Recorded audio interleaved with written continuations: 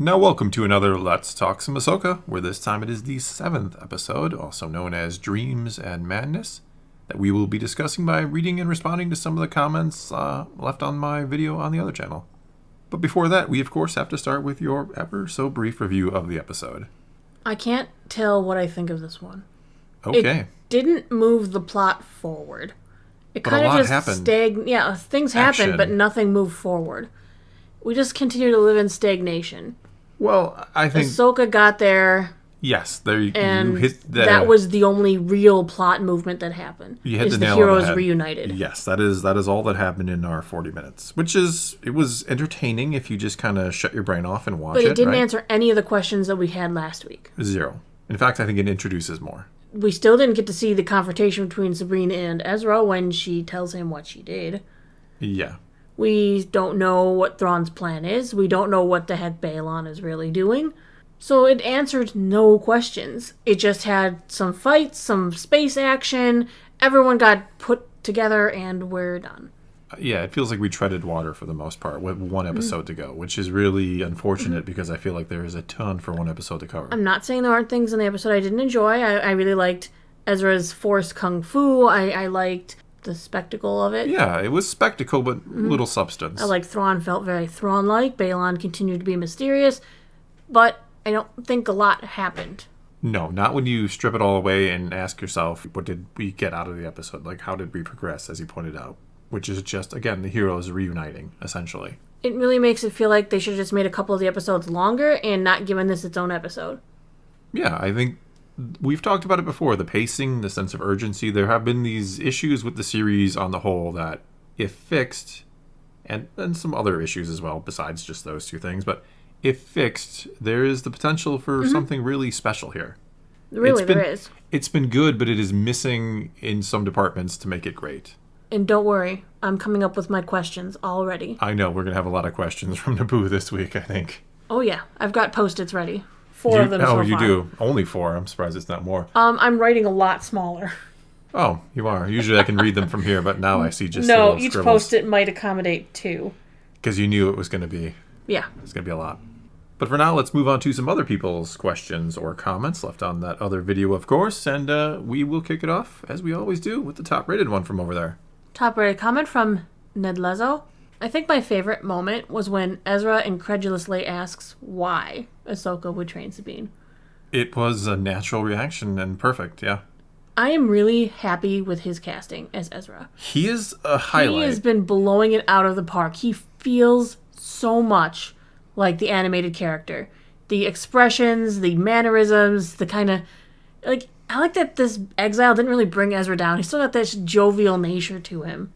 Yeah, he has been blowing it out of the park. Yeah. Usually we try to hit it. I mean, blowing it is even more impressive if we're kind of using a baseball analogy. Like, if you can blow a ball out of the park, that's impressive. Maybe it's not baseball. I'm talking about a different park. Okay, fair enough. All right. Knowing you, it is something completely different. I also really like how Ezra kind of did his whole, we could surrender and He's Ezra. He's Ezra. Very Ezra. Yes. And it feels good to see him. You know, we got him on screen, and he's not like, I'm serious Ezra now. And no, he's still that Ezra who just, he wants to help. He wants to, you know. He's a good guy. He is. He's doing his good guy stuff, He's and I chill. appreciate it. He's a good heart, good spirit. We had all these theories about what's going to be wrong with Ezra, and turns out like he's Nothing. Ezra still. Take your saber back. No, I don't need it. Take your saber. No, I'm good. Yeah, that is kind of... No, it was good. I feel like that is just I feel like that was simply a way to just allow Sabine to keep the saber. Like, look, I also discovered feel like a it new was way maybe to he use the still Force. wanted to show off for a little bit. I mean, I'm Like, sure look, he does. I don't even need my saber now. Look how cool I am. Yes and no. I think that's more of a story way of just saying, see, Sabine can just keep the lightsaber because Ezra doesn't need it anymore. Anyway, but no, Ezra has been a highlight. Ezra is one of those things that I'm like, yep, I'm completely happy with it. All right, and speaking of Ezra, let's move on to this comment. Next comment from Black Spaces. I suspect that Ahsoka was happy to see Sabine again, and happy she did find Ezra, but there's going to be big tension when Ahsoka compels Sabine to tell Ezra the full truth. I can't wait to see that, honestly. But what, is that going to take up half of the season finale? Well, I'm a little upset that it hasn't happened already. I feel like that's something we should have had in this episode. That could have been one of our key moments of this episode is, okay, the truth comes out, and now what?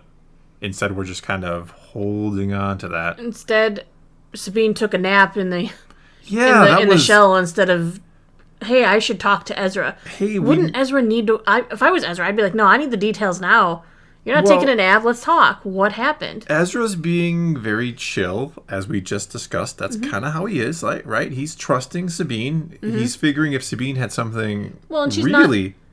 She hasn't told him the urgency that they have. That's the problem. She took a nap. He thinks that they can just kind of, let's move these guys. We've got all day. We'll get back to my ship. We'll leave. He doesn't know the details. She took a nap while Thrawn is either A, going to return to the other galaxy, which Ezra should know about because he would probably want to stop him, right? At this rate, Thrawn didn't even need to send Balon and Shin. He didn't need to send anybody. He would have been better off doing nothing because Ahsoka was hiding in the debris field until she got flushed out, and they were just walking along. He underestimated Sabine's childishness. He thought Sabine will show up, grab Ezra, and they'll be hightailing it back here to mess with my grand plan. But no. Sabine took the easy way out and decided, I won't say anything.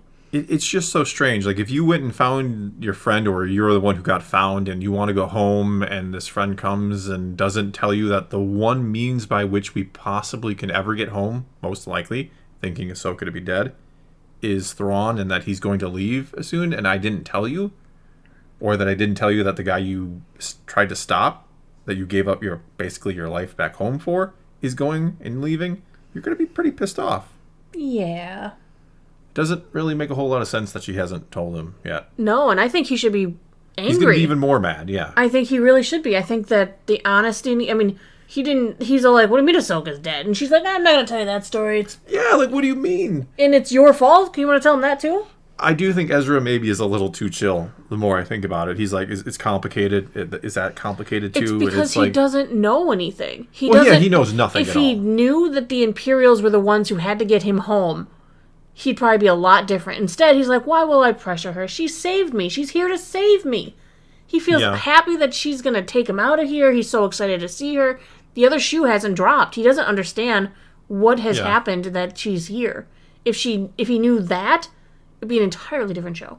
Yeah. Then he'd be angry. He'd be trying to rush. He'd be like, are you really going to get me stranded? I've been here for years, Sabine. 10 years, yeah. And you aren't even going to make an effort to actually get me home. No, you just showed up and are going to live here with me? Like, what makes you assume, like, that's going to be good for anybody? No, he wants to go home. Yeah, as well as you should, like, right? Yeah, he got some of his questions answered because she told him about the end of the rebellion and whatever, and the end of the war. She also didn't tell him about Jason. No. Like, when he was kind of recapping the things that she had told him, she didn't say anything about Jason. Wouldn't that be important? I mean, Kanan was his master. Yeah, I mean, that's just something you would tell, right? Like, oh, your Hera master was almost had a like child a mother to with him, your mother, essentially. Huh. So I got like a brother, in a manner of speaking. You'd think that there would definitely be something to talk about. It's just some oddities in here that are, I don't know. All right, let's shift gears a bit and move on to the next comment. This comment is from Sand. I don't like Sand. I do. No, I like. I really liked that Sand. they didn't make Ahsoka defeat Balin just because she had the talk with Anakin. It's nice to see a new antagonist in Star Wars that isn't a pushover. God, it was so great to see Balin beat her again. Not because I'm like that guy who's like, yeah, beat her up. But it's like... They didn't really have a full-on fight. I think she had this impression that Balin was going to come and bail out Shin, and that he was going to stand in the way of them getting out of there. Well, she didn't understand that. Standing there, but yeah. Right, but she probably had an impression that he is going to stop her from getting... If she gets involved, yeah. Right. I think... Because he already did that. She doesn't know what side Balin's on, that he's kind of on his own side. That's why he didn't really go down there after the ship flew in and everything. He didn't go down there. He didn't go rescue Shin. He's like, yeah, there's the distractions. I'm going to go do what I'm doing. Well, Ahsoka might assume, since Balin's just kind of standing there, that this is a test for Shin. That can you go defeat the two quote-unquote Jedi? And that if Ahsoka joins in, that means Balin's going to join in. So she just kind of cut him off at the pass, essentially. Right, because she doesn't realize that he's not going to go down there. He had no intention of going down there. He was on his way out. He kind of split his ways with Shin, saying, you know what, I'm going to go after this thing. I'm going to go after what I want. You go after what you want. Yeah, he's going to leave her to go and do her thing to try and get power. Or maybe he knows, maybe he cares about her because maybe the path he's going on is dangerous and he wants her to survive. I think he cares about her, but he realizes that she kind of became something he didn't fully intend. That she does seem to be very obsessed with power. I mean, what does Shin say when Balin's like, okay, we're going to split ways and you got to go fight those two? She's like, you're not going to help?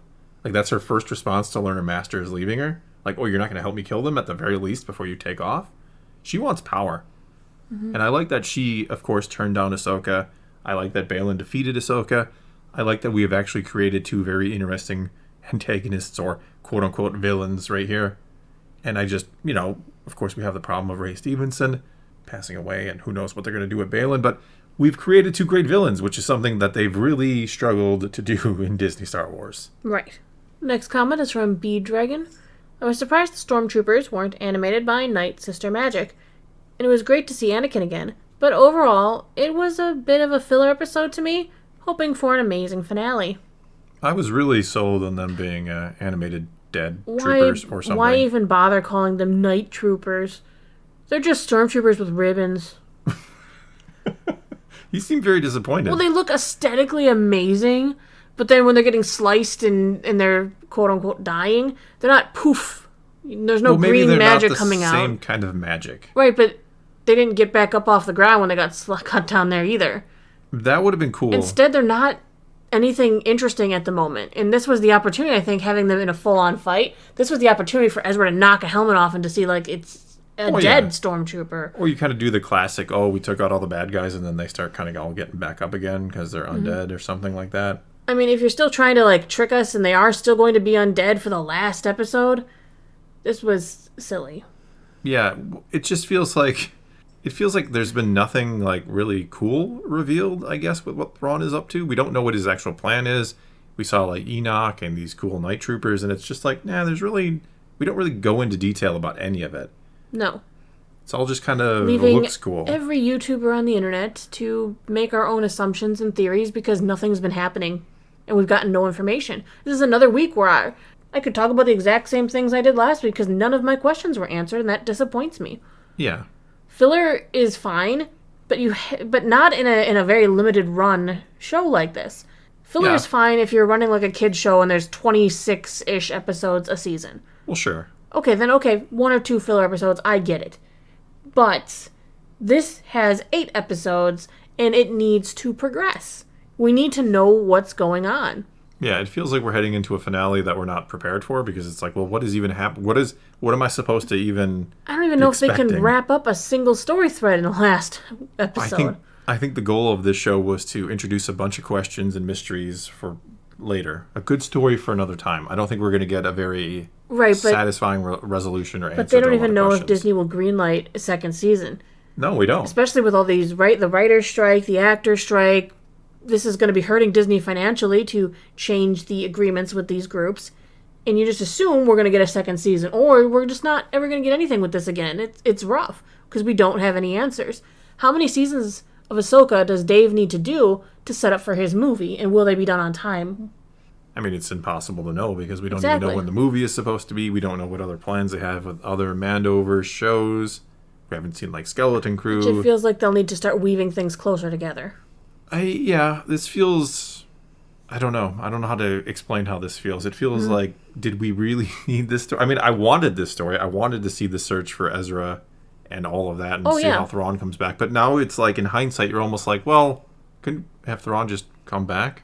Wouldn't that have almost, saved us some time? Could have just given us some exposition about Morgan Elsbeth going off and bringing Thrawn back, I guess. I don't know. I'm not trying to sound ungrateful or that I hate the show. It's just, it feels like... This episode was just a disappointing It was disappointing. I feel there were some golden gems within it, but it didn't further the story, which was what it needed to do. It needs to be a story. I think that's my problem. It's like we're getting okay, this is happening, but I don't feel like we're getting an actual story.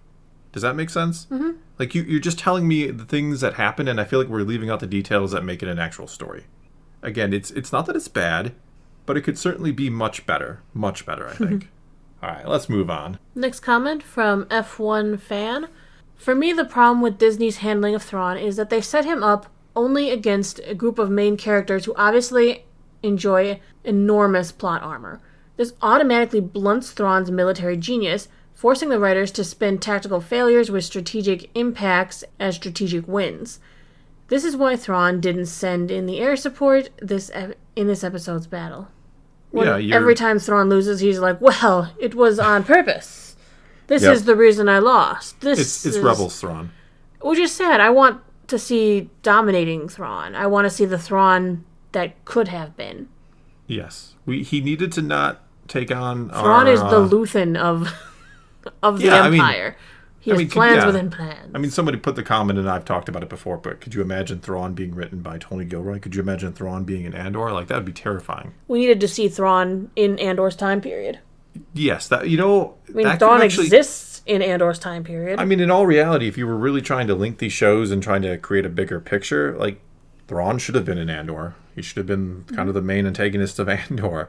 And then you have him built up, so when we hear about him being out there, when you're the more casual fan who hasn't seen Rebels, and you learn Thrawn survived, and he's out there, like, you understand, like, oh, we got to stop him from coming back. Right, because you could see the devastation he wrought in this show. Yeah. What the dark times really meant and Thrawn's part in that. Yeah, but right now, if you don't know anything about Thrawn, if you've never read the books, you don't know Rebels, it's just this Blue Admiral, you're not understanding why he is such a threat. You've seen him kind of lose already, but say, no, I didn't really lose. I have a backup plan, and it's all going to pay off down the road. I didn't lose because I'm going to leave before they get here. Like, that's not like a plan. Okay. How do you think you're going to leave before they get here when you let Ahsoka and her ship make it? Yeah. They don't have to travel across the ground to make it back to you, Mr. Thrawn.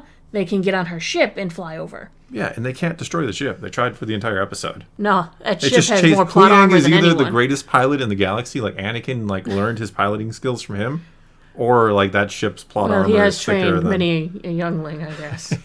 But no, I'm serious. Like, the ship was chased the entire episode. It went through a minefield, and it's like, it's fine. Oh, didn't you know they plated it with Beskar? Something. I mean, we do know that Beskar does attract blaster bolts. We have once again seen that in this series with Sabine having a smaller armor, but still stormtroopers managing to peg it every single time. Mm-hmm. All right, let's get to like one more comment here. We've been kind of chatty here, so apologies for everybody who may have hoped to get their comment in. Last comment from Maximo Ari. I sense an unresolved ending for Balon Skull to make it easier to recast. I almost thought his goodbye to Shin was gonna be the last time we saw him. It wouldn't have shocked me if they kind of let him ride off into the proverbial sunset. Right. That they don't do it. I think the problem is he's been so good that people would be mad if he disappears and we don't hear the rest of his story. Exactly. Had he been a bad character, nobody would have cared that he disappeared and we never hear his story again. And I don't think it honors the actor either to just have his plot thread disappear into the ether. No. I certainly think fans will be understanding if they do indeed recast Balon Skull. I think so. I think 100% fans would be okay with it. Recasting isn't dishonoring an actor. In a way, it's honoring him because he did such a wonderful job that we'd love to see his character continue on. We need to hear his story go on or see his story go on. So, it's not lessening what he has done or the contribution he made. No, it's honoring him, yeah. It is an honor.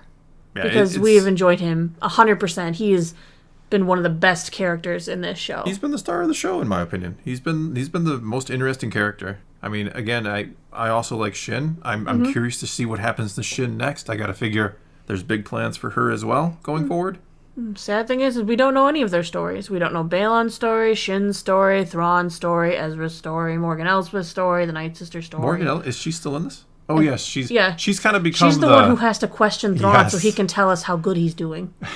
Which I think we talked about it in the voice chat the other day, that's kind of what you need with Thrawn. You need the person that kind of questions him a little bit so he can explain to you why it's genius. Yeah, if you don't have a Governor Price, you have whatever. You got a Governor Price, you got an Eli Vanto in the books. Yeah, you need that one person who goes, but Thrawn, I don't get it. This seemed like a bad idea. And he goes, well, actually, we won, you see. Let me tell you, it's my resource management is fantastic. I find it works better in the books than it does here because in the books it actually seems like, oh, yeah, that was actually very genius of you, Thrawn. But here it's like, no, Thrawn, you lost. This isn't good news, buddy. No matter how you want to spin it. Good news somewhere. Yeah, no, it was bad news. But yeah, I fully expect to see the Balon Skull story continue somewhere, and that if it is in live action, he will be recast, and we will just have to accept that as fans and continue to honor what Ray Stevenson started. But for now, I think that's all we got for you this time. So now it's your turn to take to the comments below and tell us what you thought of this 7th episode of Ahsoka, or what you thought about what we or anyone else had to say about it here in the comments. And so take to the comments below, let's talk some Star Wars, and until next time, thanks for watching.